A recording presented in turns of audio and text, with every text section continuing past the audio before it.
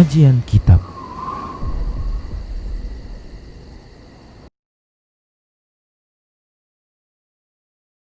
Bismillah, assalamualaikum warahmatullahi wabarakatuh.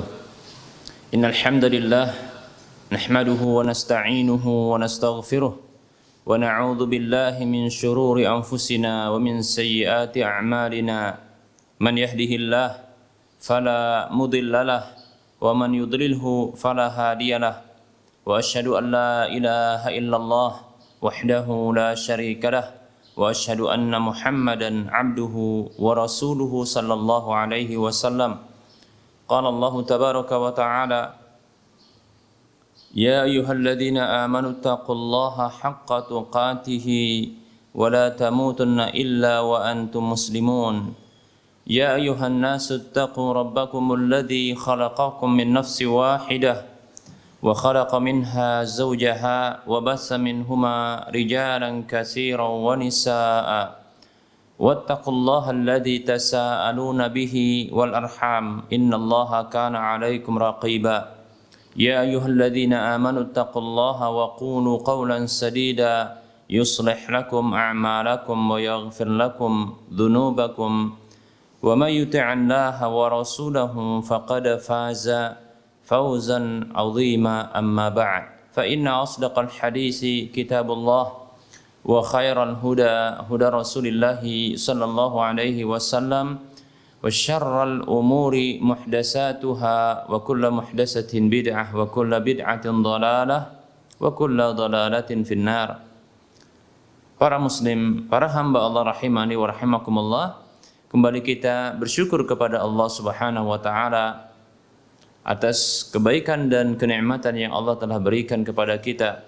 Salawat dan salam tak lupa kita ucapkan untuk Nabi kita tercinta Muhammad sallallahu alaihi wasallam.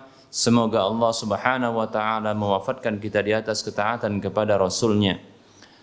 Para pemirsa Rosyad TV dan para pendengar radio Medan Mengaji di mana saja Anda berada, a'azzani Allah wa iyyakum jami'a.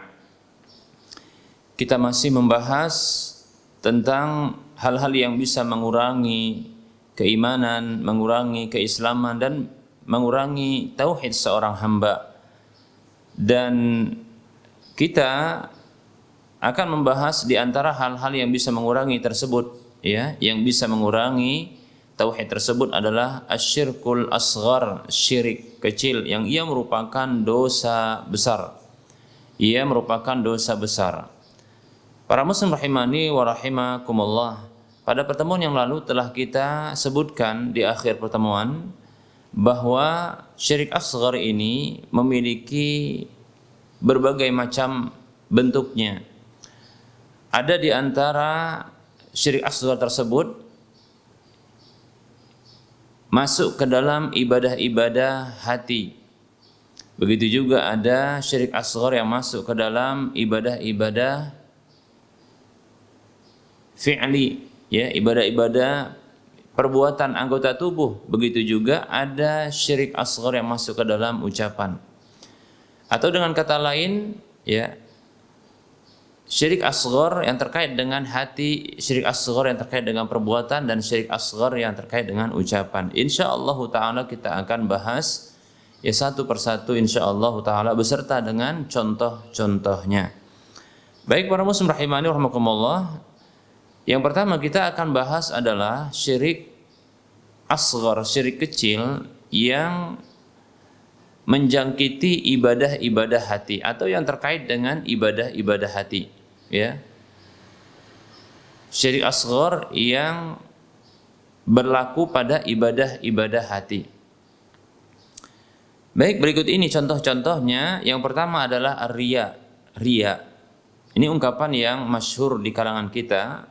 Namun perlu kita perkenalkan juga yang bisa jadi seseorang itu keliru dalam memahami riya, ya. Hakikat riya tentunya bisa diketahui dengan menyebutkan definisinya, begitu juga tentang hakikatnya, contoh-contohnya, ya. Baik, ya, riya secara bahasa itu berasal dari pecahan kata ar-ru'yah, yaitu melihat. Ya, dalam bahasa Arab yang lain disebut dengan an-nadhar, yaitu melihat. Jadi riya itu terkait dengan indera penglihatan. Riya itu adalah ya terkait dengan indera penglihatan. Baik, secara istilah kita akan sebutkan definisi riya sebagaimana yang disebutkan oleh Al-Imam Ibnu Hajar Al-Asqalani rahimahullahu taala.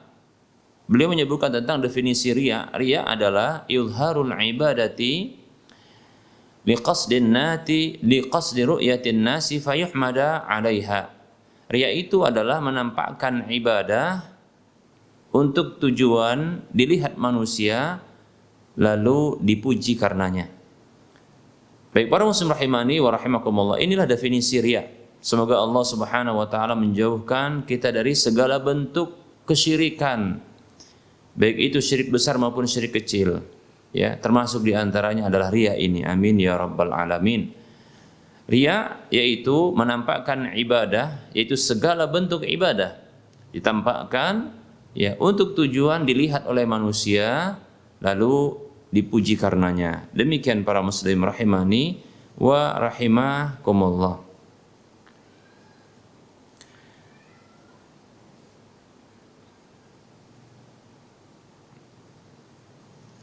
Nah, pujian ini artinya adalah tujuan dari menampakkan ibadah tersebut, ya. Tujuan untuk menampakkan ibadah tersebut. Bukan semata-mata hanya sekedar menampakkan ibadah. Perlu kita ketahui bahwasanya menampakkan ibadah belum tentu dia adalah ya disebut dengan riya. Karena bisa jadi menampakkan ibadah ya ini merupakan perintah yang Allah Subhanahu wa taala ya perintahkan baik itu dalam Al-Qur'an maupun lewat lisan Rasulullah sallallahu alaihi wasallam.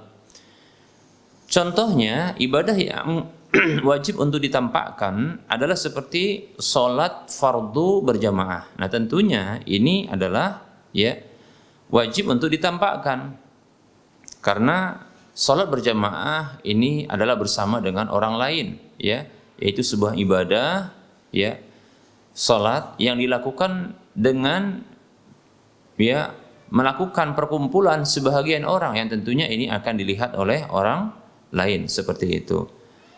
Jadi bukan sekedar hanya menampakkan ibadah sehingga ya dikatakan dia riya. Namun tujuan akhir dari riya itu adalah pujian, ya, pujian kepada manusia, ya, pujian dari manusia. Itu harapan dari riya tersebut. Seperti itu. Bahkan bisa jadi menampakkan ibadah ya bukan untuk dipuji, bahkan untuk memberikan motivasi, maka ini juga dibenarkan. Ya, sebagaimana Nabi Shallallahu Alaihi Wasallam pernah memotivasi umat Islam ketika itu untuk bersedekah, yaitu para sahabat radhiyallahu anhum ajma'in, sehingga kita dapatkan ya dalam satu hadis di mana ada tumpukan sedekah dari para sahabat radhiyallahu anhum ajma'in, sampai di antara mereka ada yang hanya bersedekah mampu bersedekah dengan sebiji kurma. Demikian para muslim rahimani wa rahimakumullah. Ya, jadi sekedar hanya menampakkan ibadah tidaklah termasuk kategori riya. Namun yang dituju dari ya riya ini adalah pujian manusia. Demikian para muslim rahimani wa rahimakumullah. Allah Subhanahu wa taala berfirman di dalam surah Al-Baqarah ayat 271, Allah mengatakan a'udzu billahi minasyaitonir rajim. In tubdu sadaqati fa ni'mahi wa in tukhfuha wa tu'tuha al-fuqara'a fa huwa khairul lakum wa yukaffiru 'ankum min sayyi'atikum wallahu bima ta'maluna khabir. Allah tabaraka wa taala berfirman yang artinya, apabila kalian menampakkan sedekah-sedekah kalian maka itu baik bagi kalian. Maka itu baik, namun apabila kalian menyembunyikan sedekah tersebut dan kalian memberikannya kepada fakir miskin, menyembunyikannya dan memberikannya kepada fakir miskin, maka itu lebih baik bagi kalian, dan Allah Subhanahu wa taala menghapuskan ya menghilangkan dari kalian dari kesalahan-kesalahan kalian, dan Allah Maha mengetahui terhadap apa yang kalian lakukan. Baik para muslim rahimani wa rahimakumullah, dalil-dalil yang semisal ini ya dan contoh-contoh yang lainnya ya, tentang menampakkan ibadah itu bukanlah ya semata-mata ya dia sekedar menampakkan lantas dikatakan sebagai riya. Namun ada ya muatan tujuan pujian manusia. Demikian para muslim rahimani wa rahimakumullah. Ya.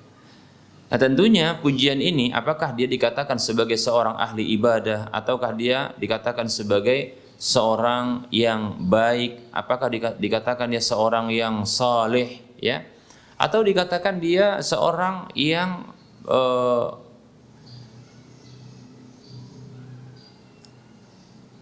penghuni surga. Nah, demikian dan seterusnya dari ungkapan-ungkapan yang ini merupakan pujian yang diharapkan bagi orang yang beramal kebaikan tersebut. Maka inilah dia riya. Nah, para muslim rahimani wa rahimakumullah. Nah, tentunya hal seperti ini akan mengakibatkan ya rusaknya ibadah tersebut. Karena yang dituju bukanlah keridhaan Allah Subhanahu wa taala. Bukan yang dituju balasan dari Allah Subhanahu wa taala. Bukanlah yang dituju ya wajah Allah Subhanahu wa taala. Maka yang seperti ini para muslim rahimani wa rahimakumullah akan mengakibatkan ya rusak dan batalnya amal ibadah yang terjangkiti riya ini. Na'udzubillah min dzalik. Kita berlindung kepada Allah Subhanahu wa taala dari riya dan segala hal yang termasuk kesyirikan serta kekufuran. Baik para muslim rahimani wa rahimakumullah.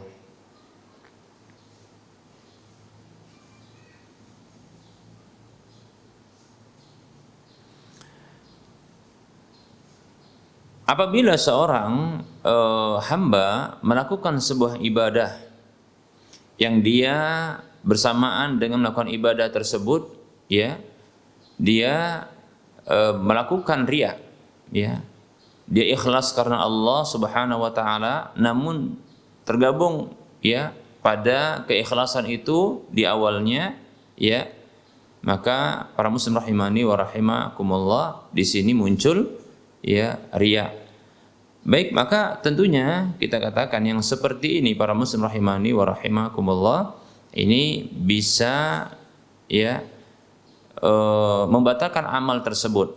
Namun perlu kita rinci para muslim rahimani wa rahimakumullah. Para ulama mereka berbeda pendapat ya tentang sebuah ibadah yang apabila di awalnya ya ikhlas karena Allah Subhanahu wa taala, namun berikutnya diiringi riya ya.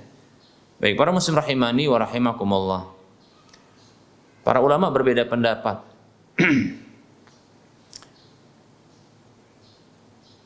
Para ulama terjadi perbedaan pendapat dalam ibadah-ibadah yang di sana terdapat rukun, syarat rukun dan hal-hal yang mengikat ibadah tersebut. Adapun sebuah ibadah yang apabila ibadah tersebut tidak ada syarat dan rukunnya, seperti contohnya adalah membaca Al-Quran, begitu juga contohnya seperti sedekah, ya. Nah, apabila ya di awal dari perbuatan tersebut ya itu ikhlas karena Allah, namun berikutnya terjangkiti riya, ya, terjangkiti riya para muslim rahimani wa rahimakumullah, ya, maka yang seperti ini maka ibadah tersebut rusak dan batal. Ya, ibadah tersebut rusak dan batal. Demikian, ya. Nah, kita contohkan tadi seperti ibadah bersedekah, ya. Awalnya adalah ikhlas karena Allah Subhanahu wa taala, namun ya karena dia tidak memiliki rukun, dia tidak memiliki syarat, ya. Maka begitu muncul riya, ya, muncul riya pada ibadah tersebut, ya. Muncul riya pada ibadah tersebut, maka yang seperti ini akan menghancurkan ibadah tersebut. Na'udzubillah min dzalik. Kita berlindung kepada Allah Subhanahu wa taala dari riya ini, ya. Baik para muslim rahimani wa rahimakumullah, contoh yang lain seperti membaca Al-Qur'an, ya membaca Al-Qur'an. Jika di awal membaca Al-Qur'an ini adalah ikhlas karena Allah Subhanahu wa taala. Namun setelah itu diiringi ya menyusup kepadanya riya, ingin pujian. Maka yang seperti ini ya ini bisa membatalkan, ini menggugurkan, membatalkan ya ibadah bacaan Quran tersebut ya. Namun barangkali bisa kita katakan pula bahwa bahagian bacaan dari Al-Quran yang dia baca, yang ketika itu munculnya keikhlasan di awal sampai batas akhir di mana muncul riya itu, maka ketika itu ya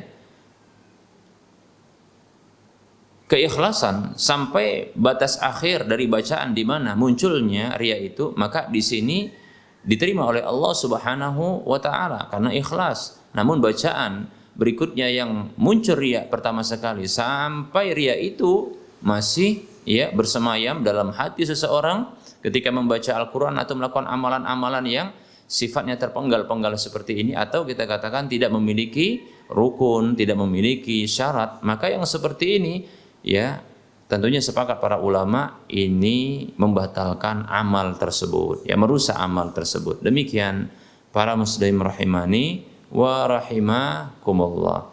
Ya.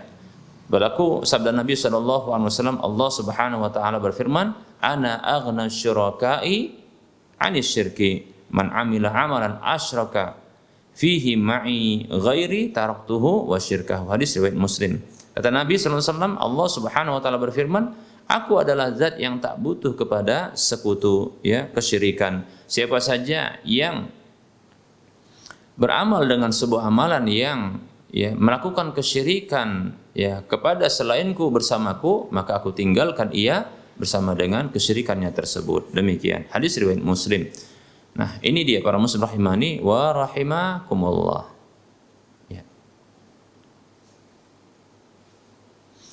Baik para muslim rahimani wa rahimakumullah, ini rincian yang pertama yang disepakati oleh para ulama, yaitu bahwasanya sebuah ibadah yang apabila tidak memiliki syarat, rukun, ya, demikian pula wajib-wajibnya dan sunat-sunatnya, yaitu dia tidak diikat dengan tata cara khusus, ya, tidak diikat dengan syarat-syarat khusus, ya, tidak diikat dengan rukun-rukun yang khusus, ya. Maka apabila terjangkiti riya, maka ketika awal masuknya riya sampai bersemayamnya riya tersebut sampai akhir dari ibadah itu, maka ibadah tersebut ya itu batal, ibadah tersebut rusak. Demikian para muslim rahimani wa rahimakumullah.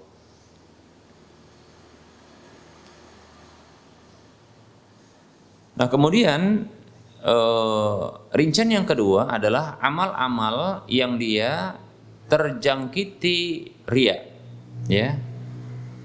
Yang awalnya adalah amal yang dia muncul keikhlasan di awal amal tersebut, ya. Dan amal ini atau ibadah tersebut adalah amal yang memiliki ya rukun, syarat, ya, dan wajib-wajibnya, ya. Seperti contohnya salat, seperti contohnya haji, demikian. Maka di sinilah yang terjadi perbedaan pendapat di kalangan para ulama, ya. Terjadi perbedaan pendapat di kalangan para ulama, ya, tentang batalnya dan rusaknya amal tersebut. Ya tentunya apabila berkurangnya amal tersebut, pahala amalnya tentu kita katakan berkurang. Hanya saja apakah batal keseluruhan amal tersebut dengan adanya riya yang muncul pada ibadah tersebut di hati orang yang melakukannya, ya.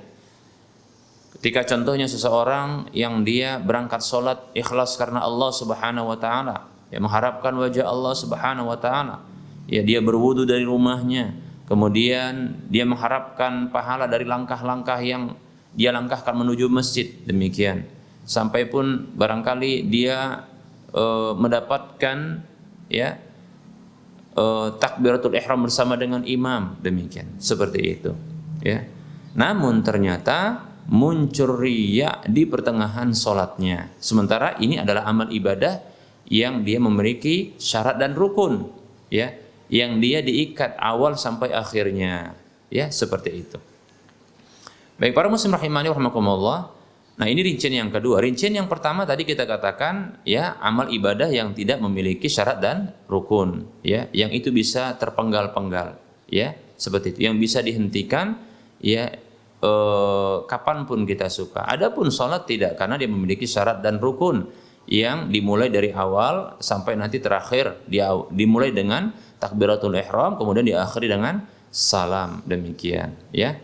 Nah, apabila terjadi riya sementara di awal dari amal ibadah ini dilakukan, ini ada keikhlasan, ya, ikhlas karena Allah Subhanahu wa taala. Namun di tengah-tengah dari ibadah ini terjadi riya. Nah, di sini para ulama, ya, berbeda pendapat.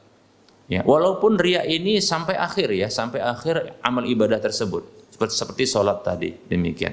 Maka apa hukum dari ibadah seperti ini yang memiliki, ya, syarat dan rukunnya, ya, yang awal dari ibadah tersebut ikhlas, namun di pertengahan ibadah tersebut sampai akhirnya itu riya.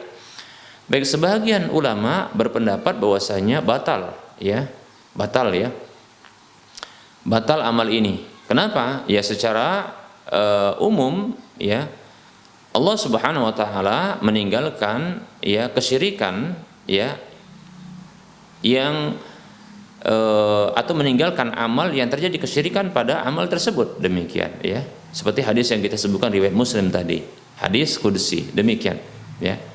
Ada pendapat yang lain mengatakan nah, ini pendapatnya kalau tidak salah adalah pendapat Imam Tabari, demikian pula ini pendapatnya Al-Imam Ahmad, ya, dan ini saya condong kepada pendapat ini bahwasanya, ya, amal tersebut, ya,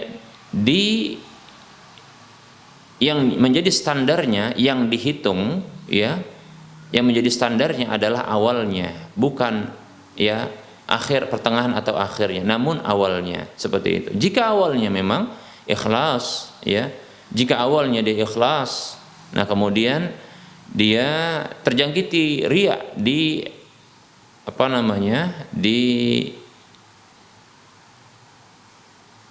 akhirnya, di pertengahan atau di akhirnya, maka ini tidak memudaratkan, artinya tidak sampai membuat amal tersebut rusak atau batal, demikian. Wallahu taala a'lam, ya, seperti itu. Nah, ini para muslim rahimani wa rahimakumullah, ya.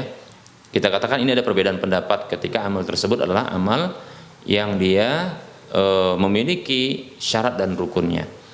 Baik, apabila di awal, semenjak awal di semenjak awal ini penjelasan berikutnya atau rincian amal berikutnya, ya, ketika masuknya riya itu.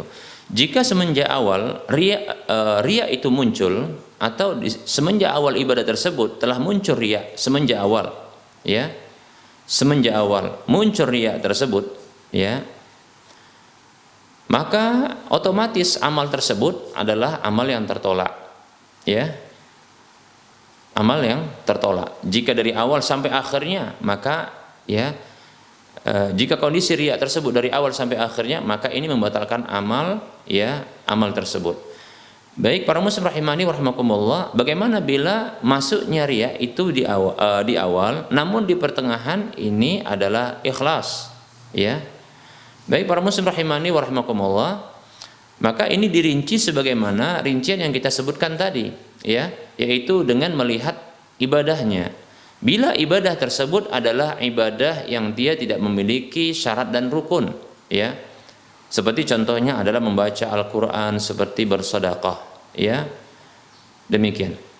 Maka para muslim rahimani warahmatullah, awal dari riya tersebut sampai, ya, habisnya riya itu atau hilangnya riya tersebut, maka ini akan membuat, ya, amal tersebut batal, ya, sepanjang adanya riya itu, selama adanya riya itu di hati orang yang beramal, ya.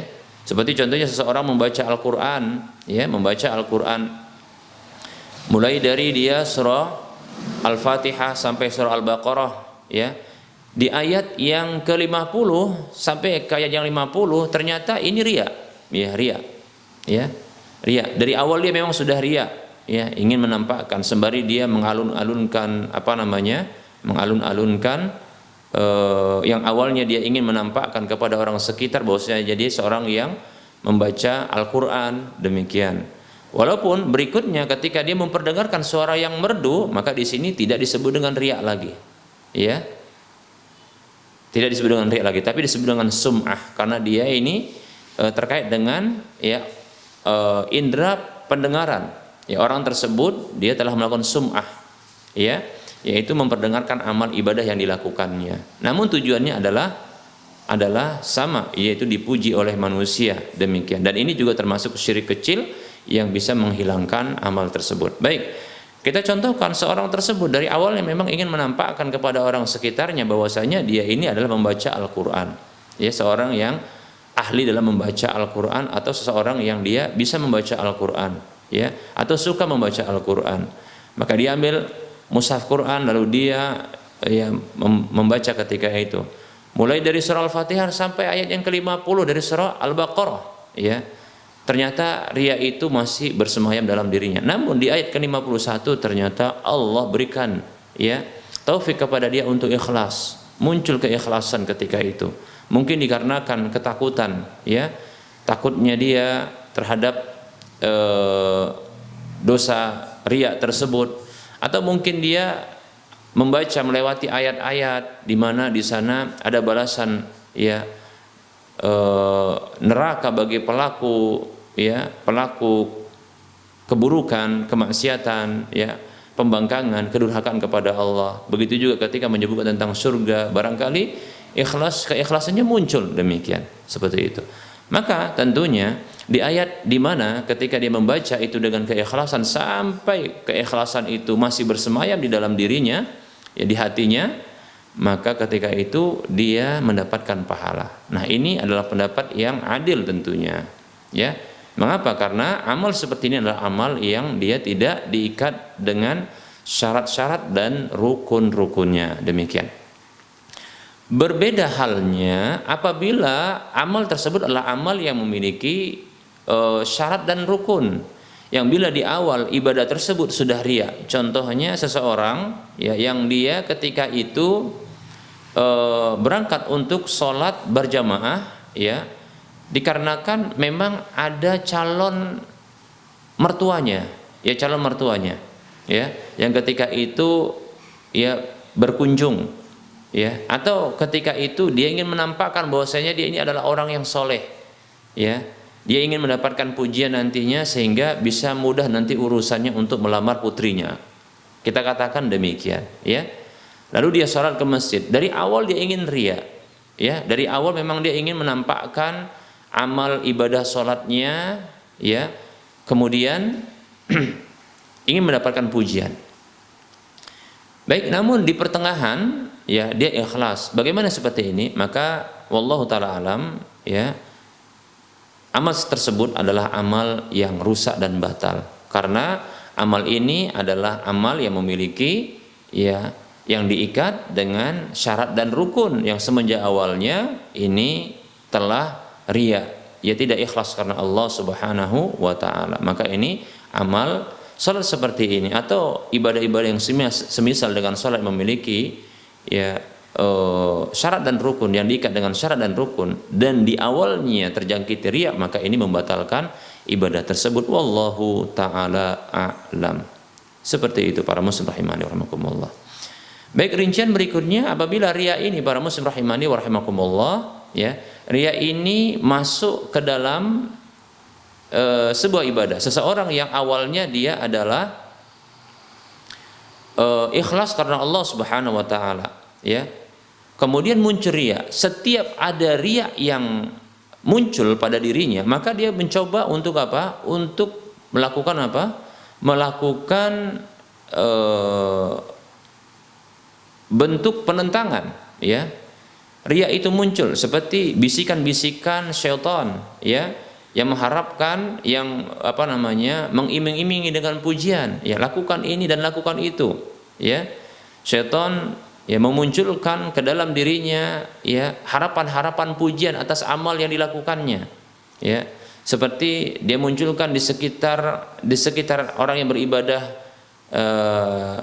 di sekitarmu ada orang, di sekitarmu itu ada orang yang demikian dan demikian, seperti itu. Seperti contohnya ada mungkin pimpinan ya tempat kerjanya, begitu juga barangkali calon mertuanya dan seterusnya yang ini dimunculkan oleh syaitan yang ada di dalam yang membisikkan di dalam hati hamba yang sedang beribadah tersebut. Namun setiap kali kemunculan riya itu, maka dia pun menentangnya, ya. Dia berusaha untuk menghilangkannya, seperti itu. Baik para muslim rahimani wa rahimakumullah. Maka yang seperti ini para muslim rahimani wa rahimakumullah, amal ini adalah amal yang ikhlas. Amal yang ikhlas. Demikian ya. Ini amal yang tidak memberikan pengaruh. Mengapa? Karena sesungguhnya sang pelaku dari amal ini, ya, sang pelaku dari amal ibadah ini ternyata hatinya tidak membiarkan riya itu menjangkiti. Dia terus menentangnya. Bahkan inilah termasuk sarihul iman, ya. Inilah dia kebersihan dari iman. Ini adalah kejujuran dari iman, karena dia terus ya menentang. Dia terus menentangnya. Seperti itu para muslim rahimani wa rahimakumullah, ya. Baik, ya. Rincian berikutnya para muslim rahimani wa rahimakumullah, ya. Jadi kita masih berbicara tentang rincian-rincian amal di mana munculnya riya itu, ya, pada amal tersebut.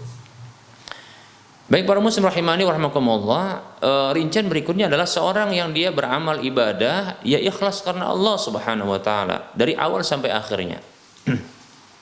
Dari awal sampai akhirnya dia ikhlas karena Allah Subhanahu wa taala, ya. Dia ikhlas karena Allah Subhanahu wa taala dari awal sampai akhirnya. Namun ya, ketika berakhirnya sebuah ibadah yang dilakukannya itu yang ikhlas dari awal sampai akhirnya, dia mendapatkan pujian. Dia mendapatkan pujian. Yang sesungguhnya dia tidak berharap pujian tersebut. Dia tidak mengharapkan pujian itu. Bagaimana dengan amalnya? Ya, bagaimana dengan amalnya? Maka insya Allah taala amalnya ini adalah amal yang ikhlas. Sebagaimana tadi ya, yang sebelum ini kita sebutkan, ya. Yang dia terus tolak dan dia terus tentang, ya, riya yang muncul pada dirinya, pada hatinya. Demikian ketika dia sedang beramal. Nah, ini permasalahannya, ya, pujian itu muncul belakangan. Pujian itu muncul belakangan. Baik para muslim rahimani wa rahimakumullah, ternyata dalam hal ini ada hadis Nabi sallallahu alaihi wasallam. Hadis yang diriwayatkan oleh Imam Muslim dalam kitab sahihnya dengan nomor urut hadis ya 166. Hadis yang disebutkan oleh Imam Muslim sampai kepada sahabat Abu Dzar Al-Ghifari, ya, Abu Dzar Al-Ghifari radhiyallahu anhu. Ia mengatakan, qila li Rasulillah sallallahu alaihi wasallam, dikatakan kepada Rasulullah sallallahu alaihi wasallam, ara'aita ar-rajula ya'malul 'amala minal khairi wa yahmaduhu an-nasu 'alaihi? Bagaimana menurut Anda wahai Rasulullah sallallahu alaihi wasallam tentang seseorang yang beramal dengan sebuah amal kebajikan, ya? Ternyata orang-orang itu memujinya atas amal tersebut, ya. Maka Rasul mengatakan, tilka ajilu busyral mu'min, itu adalah kabar gembira orang mukmin yang disegerakan, ya. Itu adalah kabar gembira bagi orang mukmin yang disegerakan, seperti itu, ya. Jadi ini kabar gembira yang disegerakan bagi orang mukmin, ya. Ketika dia beramal ikhlas karena Allah, namun di akhirnya dipuji oleh manusia, demikian, ya. Baik para muslim rahimani wa rahimakumullah. Nah, semoga rincian-rincian ini bisa kita pahami, ya. Barangkali rincian-rincian seperti ini mungkin butuh saya ulangi kembali, ya. Butuh saya ulangi kembali, demikian, ya. Pertama, ya, kita akan sebutkan, ya, saya akan sebutkan ya sebuah amalan yang dimasuki atau terjangkiti riya. Baik para muslim rahimani rahimakumullah, yang pertama adalah amal tersebut adalah ya dari awalnya dia riya, kemudian masuk kepadanya, maaf kita ulangi ya, amal tersebut dari awalnya riya sampai akhirnya riya. Ya. Baik, ini rincian yang pertama. Bila sebuah amalan dari awalnya riya sampai akhirnya riya, maka sepakat para ulama ini ya tertolak. Ini amal yang rusak, ini amal yang batil. Seperti itu, ya. Batil. Demikian. Bahkan kalau setiap amal seorang hamba dia riya, maka ini sesungguhnya amal seorang munafik. Ya, amal seorang munafik. Seperti itu ya. Baik, ini yang pertama.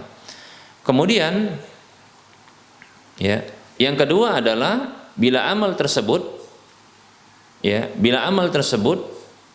awalnya ikhlas, kemudian muncul riya, lalu setiap kali muncul riya tersebut maka ditentang. Setiap kali muncul riya itu maka ditolak. Setiap muncul riya tersebut maka ya senantiasa dihilangkan. Maka yang seperti ini para muslim rahimani rahimakumullah ya, amal seperti ini amal yang ikhlas. Ya, amal yang ikhlas insyaallah taala. Karena ya dari awalnya dia telah ikhlas karena Allah, ya di awal amal itu dia telah ikhlas, namun ketika kemunculan riya dia tolak, dia tentang, dia hilangkan. Ini menunjukkan sharihul iman, yaitu bagusnya iman, ya, benarnya iman, jujurnya iman, begitu juga sehatnya imannya. Di mana hatinya ini tidak membiarkan ya satu virus berupa riya ini masuk ke dalam hatinya. Ya, ditentang seperti itu, ya. Baik. Berikutnya adalah ya apabila ini yang ketiga, sebuah amal dari awal sampai akhirnya adalah ikhlas karena Allah Subhanahu wa taala. Ya, ikhlas dari awal sampai akhirnya, ya. Namun ya, setelah beramal ikhlas tersebut ada pujian manusia. Maka sesungguhnya ini adalah amal yang ikhlas, tidak ya pujian itu tidaklah mengganggu dari amalnya insyaallah taala. Bahkan Rasul mengatakan tilka ajilu busra al mu'min, itu adalah kabar gembira yang disegerakan bagi orang mukmin. Hadis riwayat Muslim seperti itu. Ya.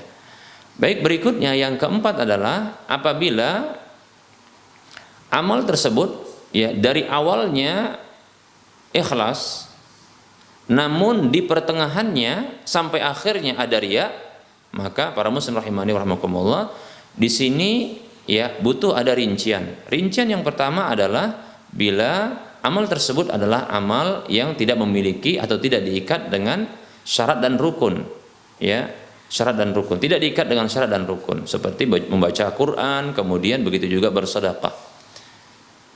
Maka bila dalam kondisi amal tersebut seperti ini, yang tidak memiliki syarat dan rukun, itu di awalnya ikhlas, namun pertengahannya riya, ya. Seperti contohnya awalnya adalah ikhlas, di awal amal tersebut dia ikhlas, contohnya ketika memberi ikhlas, ya. Kemudian ketika dia melakukan ya amal berikutnya, contoh ya ketika mungkin dia sedang melakukan sedekah di termin yang pertama, dia contohnya adalah contoh ini ya, ketika di awal dia ikhlas ya, dia ingin bersedekah dengan 10 juta, cuma hanya saja dia sampaikan dia melakukan pembayaran termin itu 4 kali, ya, maka dia 2,5 juta ya pertama itu ikhlas, berikutnya begitu juga ikhlas, hanya saja ketika di pertengahan, contohnya ketika di termin ketiga dia membayar 2,5 juta, muncul riaknya, ya, muncul riak, ya, agar mendapatkan pujian dari manusia, begitu juga yang sampai terakhirnya, maka ya termin di mana ibadah tersebut dia ikhlas maka diterima oleh Allah. Adapun berikutnya yang terjangkit riya ya sampai akhirnya maka itu tidak diterima oleh Allah. Ini amal yang rusak seperti itu. Baik para muslim rahimani rahimakumullah, kemudian rincian yang kedua adalah apabila amal yang terjangkiti riya itu di pertengahan namun awalnya ikhlas, namun muncul ya di pertengahan riyanya, dan amal tersebut adalah amal yang memiliki syarat-syarat dan rukun-rukun, ya, maka para ulama berbeda pendapat. Ya, ada pendapat yang mengatakan ini batal, ya, begitu. Kemudian ada pendapat yang mengatakan tidak batal, namun berkurang sesuai dengan ya riya yang muncul tersebut. Hanya saja amal tersebut diterima dalam kondisi dia telah berkurang amal tersebut. Ya, ini pendapat yang kedua dan saya condong kepada pendapat ini. Wallahu taala alam. Karena yang jadi standar adalah awal dari niatnya. Demikian, ya, niatnya. Baik para muslim rahimani wa rahimakumullah. Kemudian rincian yang kelima, macam yang kelima dari amal-amal yang dimasuki riya, yaitu amal yang apabila di awalnya dia memang riya, ya, lalu muncul ikhlas di pertengahannya, ya, maka ini rinciannya sama seperti yang poin yang keempat, yaitu bahwasanya dibagi dua. Yang pertama adalah rincian di mana amal-amal tersebut dia tidak memiliki syarat dan rukun atau tidak diikat dengan syarat dan rukun. Rincian yang kedua, amal yang diikat dengan syarat dan rukun. Untuk amal yang dia atau amal ibadah yang tidak diikat dengan syarat dan rukun, tidak memiliki syarat dan rukun, ya, seperti contoh yang sedekah tadi yang kita buat contohnya adalah seperti seorang yang bersedekah, ya, 10 juta tapi dia membayar dengan cara termin, ya, maka para muslim rahimani warahmatullah, bila di awal niatnya adalah riya, ya, maka sampai bertahannya riya itu pada diri atau hati seorang yang bersedekah tersebut, maka batalah amalnya. Adapun setelah itu bila ada keikhlasan, maka ketika itu yang diterima oleh Allah atau dianggap oleh Allah. Ini amal yang tidak rusak tentunya. Seperti itu. Karena amal tersebut amal yang tidak diikat dengan syarat dan rukun. Adapun amal yang diikat dengan syarat dan rukunnya, ya, ini rincian yang kedua, yang terjadi riya di awalnya namun ikhlas di pertengahannya, maka wallahu taala alam, ya, bahwasanya amal ini adalah amal yang rusak. Karena yang menjadi standarnya adalah awalnya, ya. Bila awalnya niat tersebut adalah riya, ya, niatnya adalah riya, walaupun ya di pertengahan dia ikhlas, dikarenakan amal ini adalah amal yang memiliki syarat dan rukun, diikat dengan syarat dan rukunnya, ada awal dan ada akhirnya, ya, maka ini mengakibatkan amal tersebut rusak, batil alias batal. Demikian para muslim rahimani wa rahimakumullah.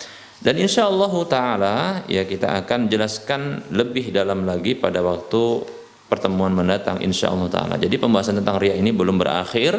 Insyaallah taala kita akan bahas pada waktu mendatang, dan kita cukupkan untuk penyampaian materi.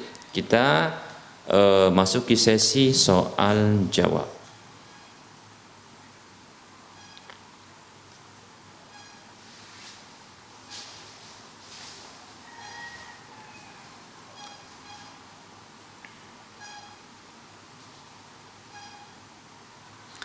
Baik para muslim rahimani wa rahimakumullah, kita akan mencoba menjawab pertanyaan yang telah masuk.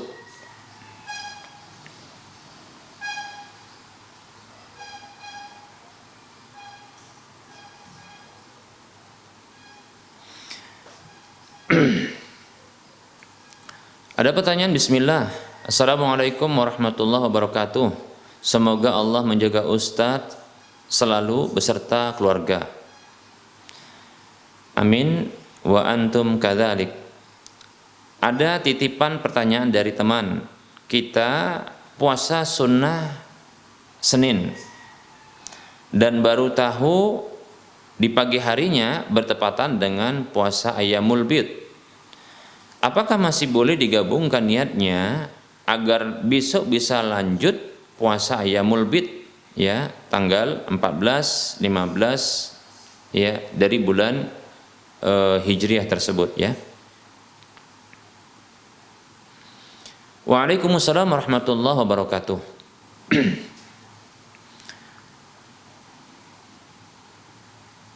Penggabungan niat antara ibadah-ibadah yang sunat, bukan ibadah sunat dengan yang wajib, bukan pula ibadah wajib dengan ibadah wajib, ya. Maka dengan satu tindakan ibadah sunat bisa digabungkan beberapa bentuk ibadah-ibadah, ya, niatnya. Bisa digabungkan niatnya untuk melakukan ibadah-ibadah. Seperti contohnya adalah puasa-puasa sunat, maka bisa digabungkan ya niatnya. Begitu juga salat-salat sunat bisa digabungkan ya niatnya.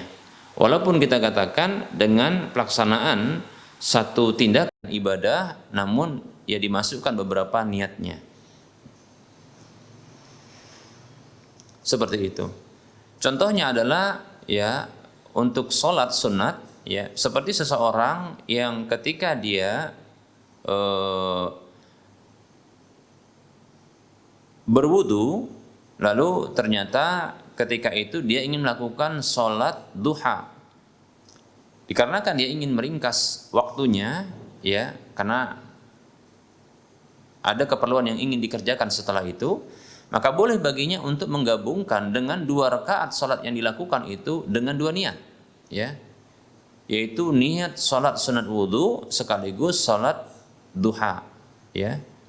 Begitu juga contohnya seperti seseorang yang dalam kasus yang ditanyakan ini adalah seseorang yang dia melakukan ya puasa Senin ya dan puasa Kamis. Namun bertepatan ketika puasa Senin ya itu dengan tanggal 13 dari bulan-bulan Qamariyah ya. Maka boleh ketika itu menggabungkan ya puasa Senin ya dengan puasa Ayyamul Bid seperti itu. Begitu juga contohnya kalau seseorang ya ketika di bulan Syawal puasa 6 hari, dia memilih waktu-waktu ya untuk berpuasa di hari Senin dan Kamis contohnya seperti itu. Maka ini dengan menggabungkan niat, 2 niat, yaitu salat yaitu puasa sunat Senin, begitu juga puasa sunat Kamis, namun berniat juga untuk melakukan puasa Syawal contohnya, ya, maka ini dibenarkan, ya, maka ia mendapatkan sebagaimana apa yang dia niatkan. Rasulullah SAW bersabda, innamal a'malu binniyati wa innamal likulli imri'in ma nawa. Sesungguhnya, ya, amal itu bergantung hanyalah dengan niatnya, dan sesungguhnya seseorang itu hanyalah mendapatkan apa yang ia niatkan, seperti itu. Namun tidak berlaku ya untuk ibadah-ibadah yang fardu atau penggabungan dengan yang fardu, sunat dengan yang fardu, kemudian fardu dengan fardu, maka tidak bisa digabungkan seperti itu ya, kecuali apa yang datang dalilnya, seperti contohnya penggabungan ya antara haji yang disebut dengan haji qiran ya, haji qiran ya. Haji qiran adalah haji ya pelaksanaan haji namun diniatkan juga untuk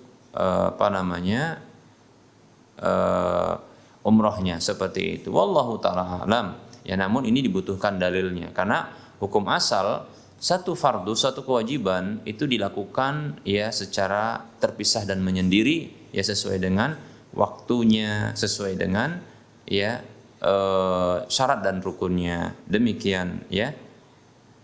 Begitu. Adapun bila ternyata dalam kasus yang ditanyakan ini ketika berpuasa Senin di pagi harinya, yaitu ketika telah terbit matahari, ternyata diketahui bahwasanya ketika itu adalah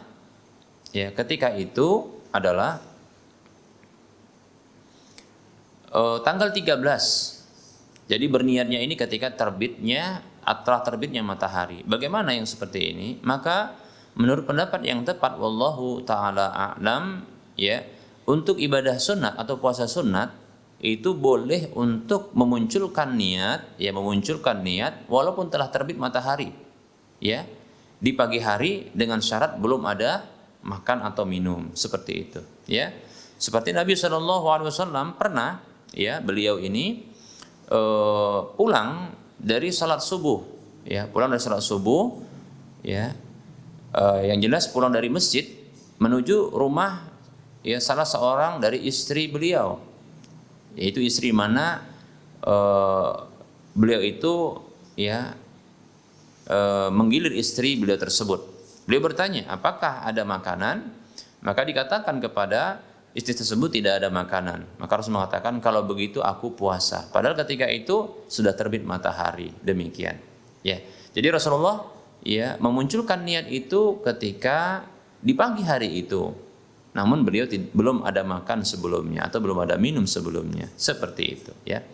Nah dari sini, wallahu ta'ala alam, saya condong bolehnya untuk memunculkan ya niat walaupun di pagi hari dengan syarat belum ada makan dan minum. Nah tentunya orang yang berpuasa di hari Senin itu untuk puasa Senin dia belum ada makan dan belum ada minum, bahkan dia sedang dalam kondisi berpuasa. Maka boleh baginya untuk memunculkan niat untuk puasa yang lainnya, seperti contohnya ayyamul bid. Nah seperti itu, sehingga di hari Selasa atau di hari Rabunya bisa menyempurnakan ya puasa 3 hari, ya maksudnya puasa ayyamul bidnya, yaitu 3 hari, tanggal 14 dan 15-nya setelah ya di hari Seninnya itu dihitung tanggal 13, ya dihitung tanggal 13-nya. Wallahu ta'ala a'lam.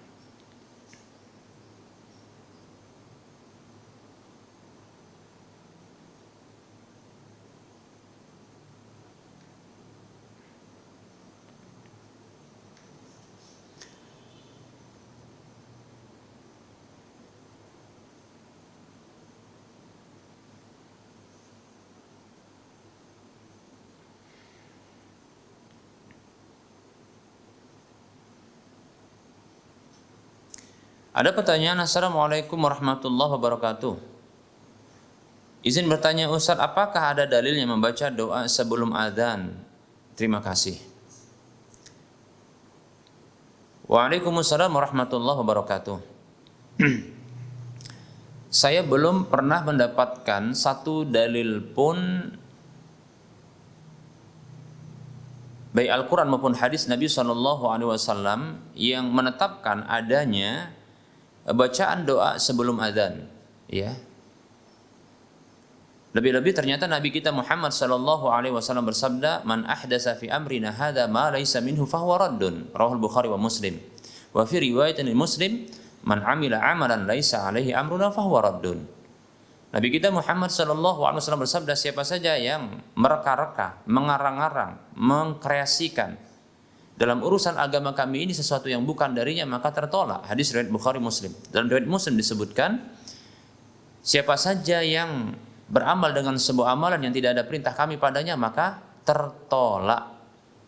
Demikian. Oleh karenanya bagi siapa saja yang mereka melakukan sebuah amal ibadah, ya, wajib baginya untuk ya menghadirkan perintah dari amal ibadah tersebut, baik itu pada zat amal ibadah itu, pada tata caranya, pada penentuan waktunya, pada penentuan bilangannya dan penentuan tempatnya. Demikian, seperti itu. Ya. Saya tidak mendapatkan dalilnya. Ya.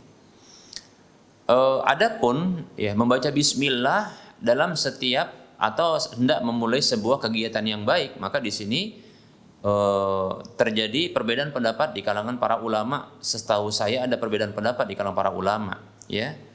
Sebagian ulama membolehkan untuk melakukan bacaan bismillah kalau dianggap itu sebagai doa, ya, atau zikir. Untuk setiap amalan-amalan yang baik membaca bismillah.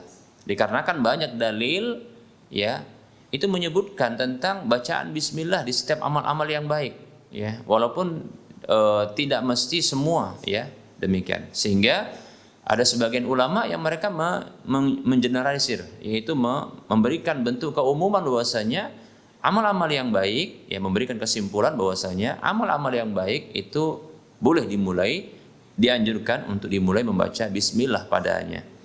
Ada sebuah hadis yang diperselisihkan oleh para ulama tentang kesahihannya, yang makna dari hadis itu bunyinya seperti ini: kullu amrin dzibalin la yubda'u bibasmalati ya fahuwa abtar au kama qala, ya. Disebutkan dalam hadis ini, ya, setiap perkara yang penting, ya, atau dianggap penting yang tidak dimulai dengan bismillah maka dia terputus, demikian. Hadis ini didhaifkan oleh sebahagian besar para ulama, ya. Namun ada sebahagian yang berhujjah dengan hadis ini, ya. Di antaranya adalah Syekh Muhammad Shalih Utsaimin rahimahullahu taala yang berhujjah dengan hadis ini. Zahirnya beliau berhujjah dengan hadis ini adalah menunjukkan tentang kesahihannya. Wallahu taala, barangkali beliau menilai hadis ini adalah hasan. Sehingga ya, bila sesuatu perbuatan dimulai dengan bismillah, itu adalah satu yang dianjurkan. Wallahu taala alam. Sehingga memulai bacaan bismillah ketika adzan ini menurut sebagian ulama, diantaranya adalah ulama-ulama yang berpendapat ya hasannya atau sahihnya hadis yang kita sebutkan tadi, walaupun didhaifkan oleh sebagian ulama yang lain, maka ini dibolehkan. Tapi hanya bismillah saja. Adapun sisanya maka tidak, ya, tidak saya dapatkan dalilnya. Wallahu taala a'lam.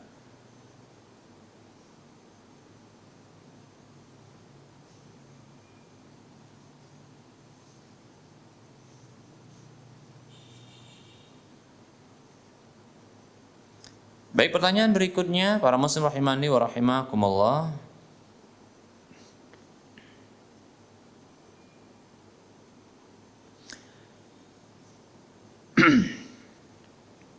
Assalamualaikum Ustaz, mau nanya, apakah madhab Ja'fari bisa jadi rujukan? Waalaikumsalam warahmatullahi wabarakatuh. Ya, madhab Ja'fari adalah sebuah madhab dalam fikih, namun penisbatannya kepada seorang, ya, seorang atau disebutkan kepada Syiah, ya, Ja'fariyah. Oleh karenanya saya tidak condong untuk menjadikan ya mazhab Ja'fari ini sebagai satu acuan, ya. Itu rujukan, ya. Dikhawatirkan ya di dalam kitab-kitab mereka, nah ini ada muncul pembahasan-pembahasan yang menjadi prinsip yang terlanggar atau dilanggar dalam Islam. Contohnya tentunya kalau pembahasan fikih, mazhab Ja'fari ini adalah pembahasan tentang masalah fikih. Namun ada permasalahan fikih, ya, di kalangan ahlu sunnah wal jamaah, ya, ini sepakat para ahlu sunnah wal jamaah untuk mengharamkannya. Namun bagi mazhab Ja'fari ini dibolehkan. Apa contohnya? Contohnya seperti nikah mut'ah. Nikah itu adalah pembahasan fikih, ya. Bahkan ini masuk kepada fikih muamalah, ya, seperti itu. Namun mereka, ya, orang-orang Syiah menjadikan ya nikah mut'ah ini adalah satu bagian dari prinsip agama mereka.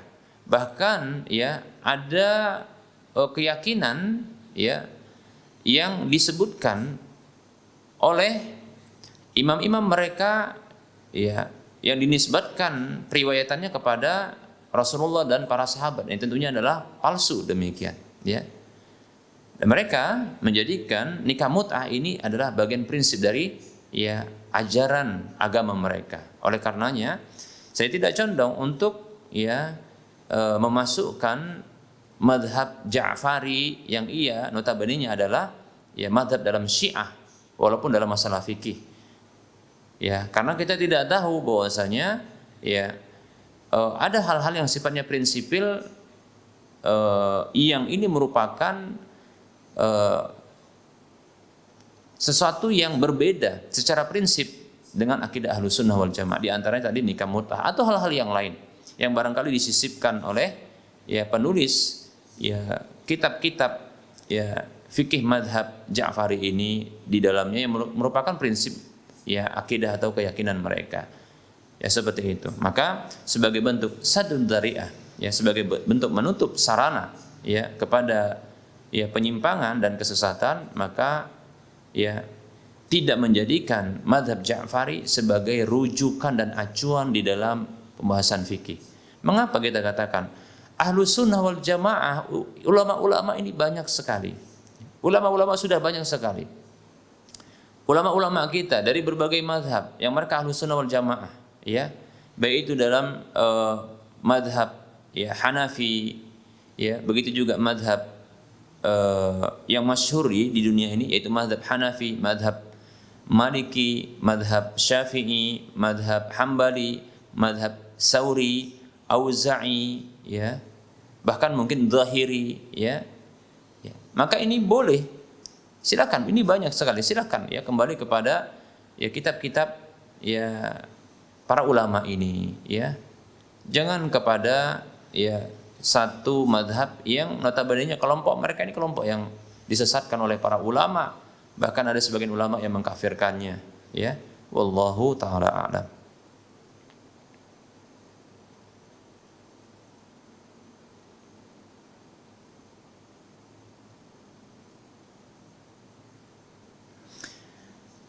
Pertanyaan, ketika kita berbuat dosa atau kesalahan kepada Allah dan Rasul-Nya, bisakah kita meminta ampun dan meminta maaf?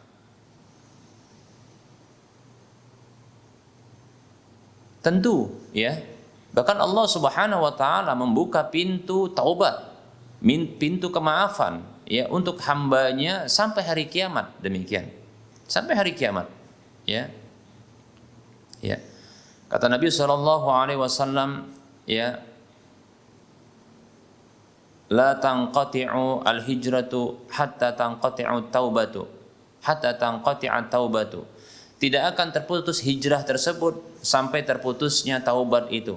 La tanqati'u taubatu hatta tatlu'a syamsu min maghribiha, dan tidak terputus, ya, tidak terhenti taubat itu, ya, kecuali sampai terbitnya matahari dari barat, seperti itu. Nah, ini silakan ya minta maaf, minta ampun kepada Allah Subhanahu wa taala. Bahkan Allah Subhanahu wa taala ia mengatakan tentang dirinya, wa ya'fu an katsir. Allah itu memaafkan kebanyakan dari kesalahan para hamba-hambanya, walaupun hamba-hambanya itu tidak meminta maaf kepada Allah Subhanahu wa taala. Bahkan Allah Subhanahu wa taala menghapuskan kesalahan-kesalahan hamba-hamba tersebut, ya, walaupun hamba tersebut tidak meminta maaf atas kesalahan-kesalahan dan dosa-dosanya, ya, namun Allah menghapuskan kesalahan tersebut, ya, dengan kebaikan-kebaikan yang mereka lakukan. Kata Allah Subhanahu wa taala, innal hasanati yudhhibnas sayiat, sesungguhnya kebaikan-kebaikan yang dilakukan itu bisa menghilangkan, menghapuskan keburukan-keburukan dan dosa-dosa. Demikian, ya. Seperti itu. Alangkah lebih baik kita minta maaf senantiasa, selalu mohon ampun kepada Allah Subhanahu wa taala. Bahkan Rasulullah saja, ya, sampai-sampai beliau itu bersumpah untuk menegaskan hal tersebut. Beliau yang telah diampuni dosa yang telah berlalu dan akan datang, ya. Yang Allah mengatakan, ya, wa wada'na anka wizrak, ya, dan kami gugurkan dosa-dosamu darimu. Demikian. Dalam surah Al-Insyirah itu, ya. Allah gugurkan dosa-dosa Rasulullah SAW baik yang lalu maupun akan datang. Allah hapus, demikian. Namun Rasulullah SAW tetap saja, ya, meminta maaf, meminta ampun, ya, beristighfar, ya, bertaubat kepada Allah Subhanahu wa taala, bahkan dalam sehari lebih daripada 70 kali. Kata Nabi Muhammad sallallahu alaihi wasallam, "Wallahi inni la astaghfirullah wa atubu ilaihi fil yaumi aktsara min 70 marratan." Hadis riwayat Muslim. Kata Nabi Muhammad sallallahu alaihi wasallam, demi Allah sesungguhnya aku benar-benar memohon ampun kepada Allah dan bertaubat kepadanya dalam sehari itu lebih daripada 70 kali. Nah, kita dosa kita mungkin lebih daripada 70 kali, bahkan lebih daripada 700 kali dalam sehari. Ya, yang tidak ada jaminan diampuni dosa kita, baik yang hari ini maupun yang akan datang. Maka kita lebih layak untuk mohon ampun, mohon maaf, ya, bertobat kepada Allah Subhanahu wa taala. Semoga bermanfaat.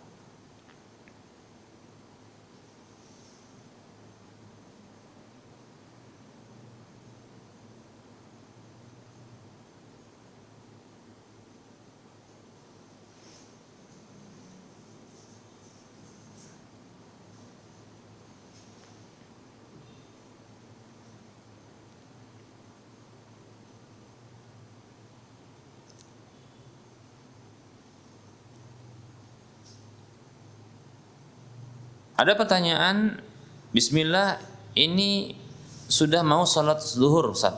Ya, untuk sekitar Medan, ya. Ini Medan dan sekitarnya sudah masuk sholat zuhur. Apakah boleh kita melakukan sholat jenazah, Ustaz? Ya.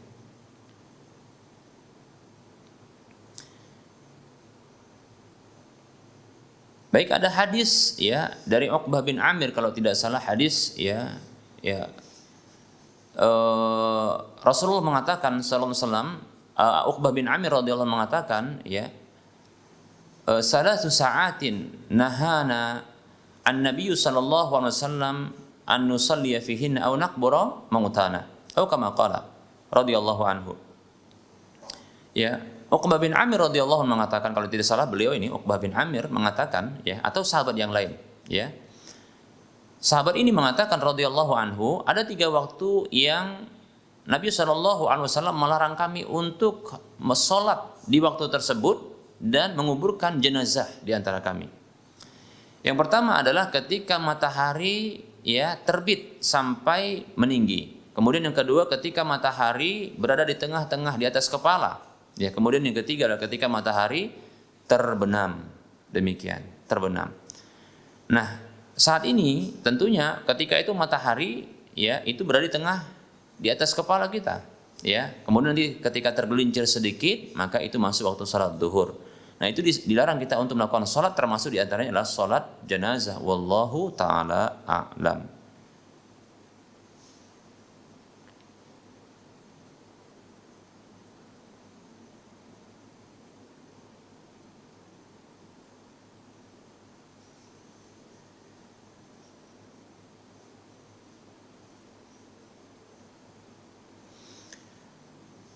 Bismillah, Assalamualaikum Ustaz. Apakah ketika seorang muslim yang ketika sakaratul maut bisa mengucapkan kalimat tauhid la ilaha illallah bisa dijamin masuk surga tanpa hisab dan tanpa adab kubur, Ustaz? Jazakallahu khaira. Waalaikumsalam warahmatullahi wabarakatuh. Dalam hadis Nabi SAW bersabda, "Man kana akhiru kalamihi la ilaha illallah dakhalal jannah." Siapa saja yang akhir ucapannya kalimat la ilaha illallah maka dia masuk surga. Hadis ini menunjukkan bahwasanya orang yang mampu ketika di akhir ucapan kehidupannya, dalam kehidupannya itu mengucapkan la ilaha illallah, maka dia dapat jaminan masuk surga. Hanya saja apakah masuk surganya itu tanpa hisab dan tanpa adab, baik itu adab kubur maupun adab di neraka, maka tidak ada pengkabaran demikian. Kalau kita sebagai seorang mukmin harapannya adalah demikian. Namun apakah hakikatnya demikian? Maka ini butuh kepada dalil, ya. Ini butuh kepada dalil. Saya tidak bisa ya menjamin bahwasanya seorang yang mampu untuk mengucapkan kalimat la ilaha illallah ketika di akhir hidupnya. Ya, contoh begitu dia mengucapkan la ilaha illallah wafat dia. Maka yang bisa kita sampaikan adalah bahwasanya ya Rasulullah sallallahu alaihi wasallam mengatakan, mengkabarkan bahwa orang yang dalam kondisi seperti ini dikatakan masuk surga, demikian. Seperti itu. Apakah masuk surganya tanpa hisab atau tanpa adab, baik itu adab kubur maupun adab di akhirat, maka kita tidak berani untuk menyatakan seperti itu. Ya. Kalau kita berharap ya seperti itu, harapan kita adalah seperti itu. Namun untuk memastikan demikian kita tidak berani, karena itu butuh kepada dalil, karena ini adalah perkara gaib. Ya, ini wa'ad, janji, dan tentunya menjanjikan adalah Allah Subhanahu wa taala, dan tentunya harus berdasarkan pengkabaran dari Allah Subhanahu wa taala, baik itu dalam Al-Qur'an maupun lewat lisan Rasulullah sallallahu alaihi wasallam. Adapun saya pribadi belum pernah mendengar hal tersebut sehingga tidak berani untuk memberikan keterangan demikian. Hanya saja harapan saya seperti itu. Harapan saya, harapan kita semua, seorang yang mampu mengucapkan la ilaha illallah di akhir hidupnya, itu dia masuk surga tanpa hisab dan tanpa adab, baik itu adab di dunia maupun adab di akhirat. Wallahu ta'ala a'lam.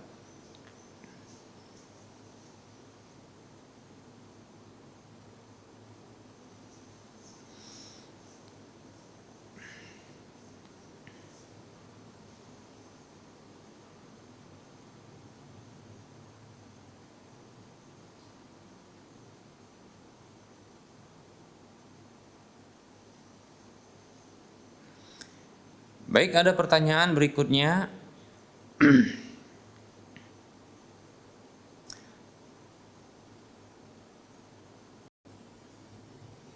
Assalamualaikum Ustaz, apakah boleh menghadiri undangan makan yang diadakan pada acara Maulid Nabi, ya, undangan makan dalam rangka bersedekah untuk orang yang meninggal pada 100 hari hamba Allah Aceh. Baik, waalaikumsalam warahmatullahi wabarakatuh. Nah, ini tentunya adalah acara-acara seperti ini, kegiatan-kegiatan seperti ini, ritual-ritual seperti ini butuh kepada dalil, ya, butuh kepada dalil. Mungkin saudara-saudara kita yang melakukannya seperti ini menyatakan hanya atas dasar ini kan kebaikan, ya, ini kan kebaikan. Maka kita katakan bahwasanya baik, ya, kita hargai pendapat Anda, hanya saja butuh kita sampaikan, ya, butuh kita sampaikan. Jadi ini kita sedang menyampaikan pendapat ya kita atau saya, kita katakan, ya. Sebagaimana kita menghargai pendapat seperti itu, ya, maka demikian pula kita harapkan, ya, saudara-saudara kita yang berbeda dengan kita juga menghargai pendapat kita. Nah, kebetulan saat ini kita ditanya tentang masalah ini, maka Nabi kita Muhammad SAW, dan ini harus didengar, harus dipatuhi, harus diyakini, ya. Hadisnya sering kita sampaikan bahwasanya Rasul mengatakan SAW, man amila amalan laisa alaihi amruna fahuwa raddun. Siapa saja yang beramal dengan sebuah amalan yang tidak ada perintah kami padanya, maka tertolak. Hadis riwayat Muslim dari Ibunda Aisyah radhiyallahu anha, ya. Baik para muslim dan muslimat rahimani wa rahimakumullah. Nah, maka untuk mengadakan sebuah kegiatan ibadah yang saya yakin bahwasanya saudara-saudara kita yang melakukan hal seperti ini, acara-acara seperti ini, itu berkeyakinan ibadah, ya. Maka tentunya untuk diterima di sisi Allah itu butuh harus ada, ya, perintahnya, baik itu pada zat ibadah tersebut. Apakah ada, ya, perintah pada zat ibadah tersebut, kemudian pada penentuan tata cara pelaksanaannya. Begitu juga harus ada perintah pada penentuan waktunya. Begitu juga harus ada perintah pada penentuan bilangannya. Begitu juga harus ada perintah pada penentuan tempatnya, seperti itu. Kembali kita memberikan penjelasan bahwasanya, ya, seseorang yang apabila dia sholat, ya, contohnya dia sholat, kita katakan di gereja, dia tentukan dia ingin sholat di gereja, ya, kemudian dia melakukan sholat, contohnya sholat, ya, kita katakanlah seseorang sholat duhur di gereja, apakah dibolehkan? Mungkin kaum muslimin mengatakan mayoritasnya ini orang mengada-ngada, seperti itu, tak boleh. Berarti dia menentukan penentuan ibadah sholat itu pada penentuan tempatnya harus ada dalilnya. Kemudian begitu juga kalau penentuan contohnya sholat, ya, zuhur itu menjadi 6 rakaat, maka orang Islam yang lain kita sepakat bahwasanya orang yang melakukan hal seperti ini mengada-ngada. Maka kita katakan bahwasanya, ya, berarti kalau begitu penentuan ibadah, pelaksanaan ibadah dengan penentuan bilangannya, maka ini juga harus ada perintahnya. Itu tidak ada perintahnya. Adapun salat zuhur 4 rakaat ada perintahnya. Demikian. Begitu juga pada penentuan waktunya. Contohnya seseorang melakukan salat zuhur, ya, di jam 9, ya, bukan karena mengqadha, tapi dia adalah penentuan waktunya jam 9, dia tentukan sholat duhur jam 9, seperti itu, ya. Maka kita katakan setiap kaum muslimin pasti mengatakan ini orang mengada-ngada. Maka kita katakan berarti dalam penentuan, ya, waktu ibadah tersebut juga harus ada perintahnya, karena orang tadi itu mengada-ngada, seperti itu. Begitu juga dalam tata cara pelaksanaannya. Kalau seseorang contohnya dia sholat duhur, dia tegak saja. Ada semua sholat fardu itu dengan tegak saja. Dia katakan apa? Saya samakan dengan sholat jenazah, tegak saja. Setelah itu salam, seperti itu. Jadi zuhur itu, ya, dibuat 4 takbir. Kalau subuh itu 2 takbir. Kalau maghrib itu 3 takbir. Demikian. Maka kita katakan, ya, sepakat kita kaum muslimin mengatakan ini orang mengada-ngada. Demikianlah tata cara dalam pelaksanaan, ya, ibadah tersebut juga harus ada perintahnya. Karena, ya, penentuan yang kita dapatkan yang biasa kita lakukan ini ada perintahnya, sementara orang tadi yang melakukan dengan cara berdiri saja itu tata cara pelaksananya itu mengada-ngada. Seperti itu. Bahkan begitu juga ya seseorang melakukan ya ibadah itu dengan menentukan ibadah dia karang-karang. Ya, zat ibadahnya karang-karang. Contohnya, dia ingin beribadah kepada Allah Subhanahu wa taala dengan bersila di bawah pohon atau di tengah-tengah lapangan ya ketika matahari terik begitu. Dia beribadah seperti itu. Ya. Seperti itu. Ya. Dia katakan saya muslim tapi dengan cara seperti itu dia ibadah. Maka kita katakan orang ini mengada-ngada. Ya. Tidak ada yang sedemikian. Begitulah kita katakan bahwasanya ya dalam penetapan zat ibadahnya pun harus ada perintahnya. Sedemikian para muslim rahimani rahimakumullah. Oleh karenanya cerdaslah kita bahwasanya dalam menentukan zat ibadah, begitu juga menentukan waktu, bilangan, tata cara dan tempatnya, itu semuanya harus ada perintah dari Rasulullah SAW. Bila bersifat mutlak maka lakukan secara mutlak, bukan dengan cara yang berkesinambungan dan tetap dia. Maka itu butuh dalil. Demikian ya. Wallahu taala alam ya. Adapun untuk makanannya sesungguhnya bila makanan tersebut adalah makanan yang halal, maka boleh bagi kita untuk mendapatkan hadiah ya dari makanan seperti ini. Kalau zatnya adalah halal seperti itu. Adapun menghadiri ya undangan acara-acara seperti ini, maka tentunya bagi yang berpendapat ini harus ada perintahnya. Ketika tidak ada perintahnya maka tidak mau, maka tidak boleh baginya untuk menghadirinya. Wallahu taala alam. Semoga ini bisa dimaklumi dan ditoleransi bagi saudara-saudara seiman yang berbeda pendapat dengan pendapat kami ini. Ya, seperti itu. Wallahu taala alam. Ini sekedar pencerahan, ya. Wallahu taala alam.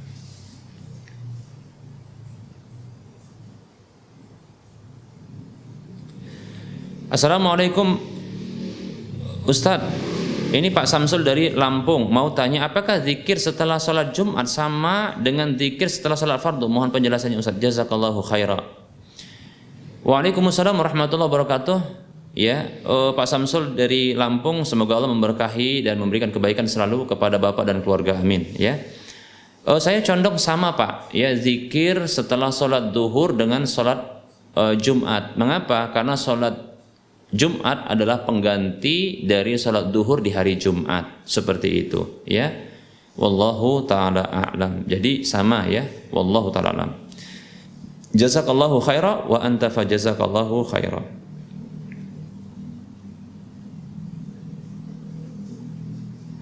Assalamualaikum Ustaz. Waalaikumsalam warahmatullahi wabarakatuh. Bolehkah menyiramkan air atau menaburkan daun pandan membaca surah Yasin di kuburan? Ya, waalaikumsalam warahmatullahi wabarakatuh. Yang seperti ini tentunya juga sama seperti yang kita sampaikan tadi, ya, bahwasanya bila ini diyakini sebagai bentuk ibadah dan sebagai bentuk hal yang bermanfaat bagi orang yang dikuburkan tersebut, nah tentunya ini adalah bagian dari ibadah, kan begitu ya. Ya, bagian dari sesuatu yang harus diyakini. Lebih-lebih ini perkara yang gaib. Apakah siraman air ya, begitu juga taburan daun-daunan itu, begitu juga membaca surah Yasin itu di kuburan itu memberikan manfaat, ini kan satu yang gaib. Dan yang gaib ini butuh pengkabaran kepada butuh kepada pengkabaran dari zat yang maha gaib, yaitu Allah Subhanahu wa taala. Nah, maka sama seperti yang kita sampaikan tadi bahwasanya man amila amalan laisa alaihi amruna fahuwa raddun. Siapa saja yang beramal dengan sebuah amalan yang tidak ada perintah kami padanya maka tertolak. Nah, dikhawatirkan tertolak seperti itu ya, dikhawatirkan tertolak.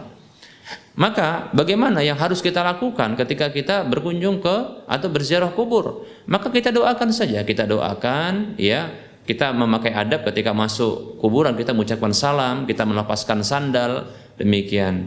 Lalu ya kita mendoakan ya kebaikan untuk penghuni kubur tersebut. Bukan kita berdoa ya minta kepada penghuni kubur, itu syirik ya. Atau jangan sampai kita meyakini bahwasanya kita ini ingin ingin mendapatkan ya keutamaan lebih ketika kita berdoa di kuburan atau beribadah di kuburan, seperti itu. Andaikan seorang muslim yang berziarah kubur ini adalah anak dari orang yang meninggal dunia atau yang diziarahi tersebut kuburannya, maka sesungguhnya bacaan surah Yasinnya, surah Al-Kahfihnya, bahkan surah-surah yang lainnya, maka ini bermanfaat walaupun dibaca di rumahnya, maka tidak perlu membaca di kuburan Ya, karena memang kuburan ini mestinya adalah sebuah tempat yang lepas, yang tidak ada ibadah padanya. Rasulullah sallallahu alaihi wasallam bersabda, ya la'anallahu al-yahuda wan nasara ittakhadhu qubur anbiya'ihim masajida. Allah mengutuk ya orang-orang Yahudi dan Nasrani, mereka menjadikan ya kuburan-kuburan orang-orang soleh para nabi mereka sebagai masjid, itu tempat ibadah. Jadi kalau ya menggabungkan kuburan dengan ibadah, ini sebuah hal yang keliru kecuali yang telah ditunjukkan oleh Nabi sallallahu alaihi wasallam. Seperti contohnya Nabi sallallahu alaihi wasallam ketika kuburan, beliau itu berdoa untuk kebaikan penghuni kubur. Atau ketika beliau pernah ya ke kuburan itu mensolati penghuni kubur yang dikuburkan, namun beliau belum mensolatinya. Seperti itu, lebihnya tidak ya. Adapun baca Al-Qur'an silakan baca di rumah ya. Bahkan Rasul mengatakan sallallahu alaihi wasallam, la taj'alu buyutakum maqabira, jangan kalian jadikan, maksudnya jangan kalian samakan rumah kalian dengan kuburan-kuburan. Jangan kalian jadikan rumah-rumah kalian sebagai kuburan, yaitu rumah itu mirip kuburan. Fa inna syaitana yanfiru minal baitil ladzi tuqra'u fihi suratul Baqarah. Karena sesungguhnya syaitan itu lari dari rumah yang dibacakan di dalam rumah tersebut surah Al-Baqarah. Artinya mestinya rumah itu dibacakan ayat-ayat Allah Subhanahu wa taala, Al-Qur'an, di antaranya surah Al-Baqarah. Ya. Agar lari setan dari rumah tersebut. Tadi kenapa Rasulullah menyamakan dengan kuburan? Jangan menyamakan dengan kuburan supaya nggak seperti kuburan, karena memang semestinya Al-Qur'an itu dibacakan di rumah, bukan di kuburan. Begitu di antara ya faedah yang bisa kita ambil dari hadis tersebut. Wallahu taala a'lam. Seperti itu ya.